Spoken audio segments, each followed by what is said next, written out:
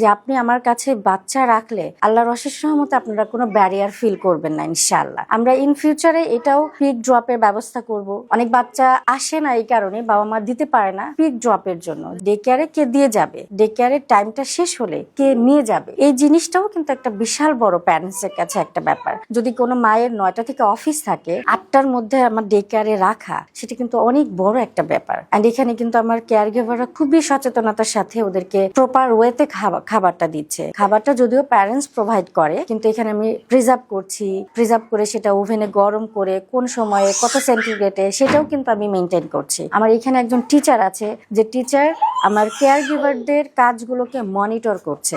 আমাদের ডে কেয়ারের সময়টা সকাল 8টা থেকে রাত 8টা পর্যন্ত। যে আপুরা চাকরি করেন তাদের তো 6টা পর্যন্ত ম্যাক্সিমাম জায়গায় অফিস থাকে, তারা এক্সট্রা ওই 2 ঘন্টা পড়ালেখা করেন, পাশাপাশি ওই 2 ঘন্টা বাচ্চাও রাখেন। উনি ওনার কোর্সের পড়ালেখাটা করলেন, পাশাপাশি উনি ওনার বাচ্চাটাকেও ডে কেয়ারে রাখতে পারলেন। ওদের সাথে সবাই 1-to-1 খেলা করা, ওদেরকে সময় দেওয়া, ওদের কথা শোনা। এই জন্যই মূলত দেখা যায় কি অনেক সময় মায়ের সাথে যেতে চায় না, মানে মাকে ছেড়ে আমাদের কাছে থাকে। তার মানে ওর কতটা ভালো লাগার জায়গা হলে, কতটা নির্ভরশীলতার জায়গা হলে ও এই কাজটা করে। ডেফিনেটলি ও যেতে চায় না। প্রথম কয়েকদিন অনেক মায়েরা এরকম আছে যারা ফোন করে শেয়ার করেছেন যে আমার বাচ্চা ডে কেয়ার থেকে চলে আসার পরে অনেক কান্নাকাটি করছে, আমি বাবুল্যান্ডে, ডে কেয়ারটাকে ওরা বাবুল্যান্ড মনে করে, আমি বাবুল্যান্ডেই যেতে চাই। প্রত্যেকটা বাচ্চাই স্বতন্ত্র। এই স্বতন্ত্র বাচ্চার একজন খুব চুপচাপ থাকতে পছন্দ করে, একজন একটা খেলনা নিয়েই খেলতে পছন্দ করে, আরেকজন একটা থেকে আরেকটাতে যেতে পছন্দ করে। যখন দেখছি যে না ও একটা জিনিসে নিয়ে বেশিক্ষণে থাকছে না, তখন আমরা ওদেরকে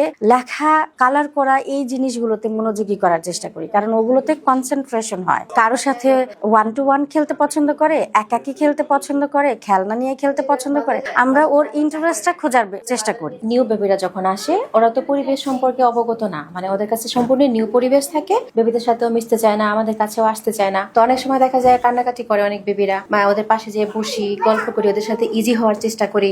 কিছু বেবি আছে যারা খুবই তাড়াতাড়ি অ্যাডজাস্টমেন্টে চলে আসে, আর কিছু বেবিরা আছে ওদের সাথে আমাদের অ্যাডজাস্টমেন্টে সপ্তাহ চলে যায়। আমাদের এখানে অভিভাবকরা সব ধরনের সুযোগ সুবিধাই পায়। সে চাইলে পুরো মাস পেমেন্ট করে রাখতে পারবে বাচ্চা, সে চাইলে সপ্তাহে পেমেন্ট করে রাখতে পারবে বাচ্চা, সে চাইলে একদিনের জন্য অথবা ঘন্টা বেজেও আমাদের এখানে বাচ্চা রাখতে পারবে। ইভেন আমাদের যে সময়টা আছে সকাল 8টা থেকে রাত 8টা পর্যন্ত, এই সময়ের মাঝখানে সে হাফ টাইম, ফুল টাইম এভাবেও বাচ্চা রাখতে পারবে।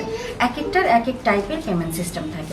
যারা কাজ করেন বাইরে তারা ডক্টর আপু ভাইয়ারাও হতে পারেন, অথবা নর্মাল যারা আমরা কাজ করি সেই ওয়ার্কিং মাদারদের কথা চিন্তা করেই মূলত আমাদের এই ডে কেয়ারটা প্রতিষ্ঠা করা। যে মায়েরা বাইরে কাজ করছেন অথবা যারা ডক্টর পড়ালেখা করছেন কিন্তু বাচ্চার টেনশনে ঠিকমতো স্টাডি করতে পারেন না, তারা আমাদের লাইব্রেরি ব্যবহার করবেন, পাশাপাশি বাচ্চাদের সাথে দেখা সাক্ষাৎ করেই পড়ালেখাটা করবেন নিশ্চিন্তে। তারা আসতে পারবে, এখানে দেখতে পারবে। যারা ব্রেস্ট ফিডিং মাদার আছে তারা ব্রেস্ট ফিড করতে পারবে। আমাদের যিনি প্রতিষ্ঠাতা তিনি তো একজন ডক্টর। উনি যখন স্টুডেন্ট ছিলেন, ওনার যারা মেয়ে ফ্রেন্ড ছিলেন, মানে ওই সময় তো তারা ম্যারিড, বাচ্চা হয়েছেন, কিন্তু সেই বাচ্চাগুলোকে কার কাছে রেখে মূলত ওনারা স্টাডি করবেন। স্টাডি করার ক্ষেত্রে আরেকটা বিষয়, ওই বাচ্চাটা বাসায় যেহেতু সাপোর্ট পাচ্ছে না, তাহলে কার সাপোর্টে বাচ্চাটা রাখবেন? কাজের ক্ষেত্রেই হোক অথবা স্টাডির ক্ষেত্রেই হোক, এই যে ব্যারিয়ারটা তারা ফিল করছে, ওখান থেকেই মূলত উৎপত্তি যে বাচ্চাটার বাসায় কি হলো, কার কাছে রেখে আসলাম। ওখানে যারা হেল্পিং হ্যান্ড থাকে তাদের কাছ থেকে প্রপার হেল্পটা মূলত পায় না। আমার একটা প্রি স্কুল বেবি, ও স্কুলে যাবে, ওর বাসার অ্যাটমসফেয়ার আর ওর স্কুলের অ্যাটমসফেয়ারটা কিন্তু